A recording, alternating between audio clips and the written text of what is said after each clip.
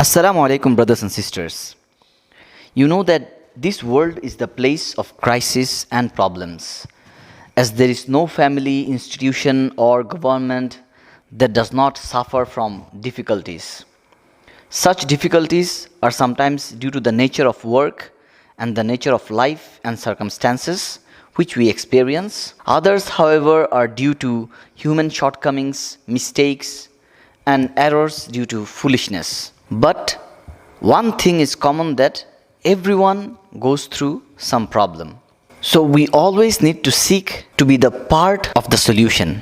It is a great honor for anyone to be a reformer, to be a glad tiding giver to the community. A person cannot be a part of the solution unless he is on a higher plateau than others who surround him. We should be like that. Every one of us should be thinking of providing a solution to the problem and to the sufferings that people are going through. Do not surrender to the satanic whispers that say you are neither efficient nor capable of reform. Trust yourselves and seek Allah's help and assistance. When no one is part of the solution, then we should go ahead and take it on ourselves and try as much as possible to bring a solution to the problem.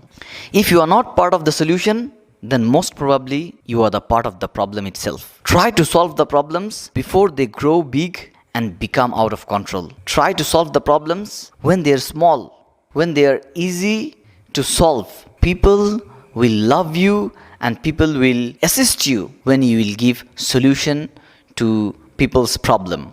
It's not about the problem of the people. Even if you have problem personally, even if you go through some difficulties and struggles, don't blame others. Don't try to find scapegoats of the problems. Rather than that, step ahead and be part of the solution. Try to figure out how to solve the problems.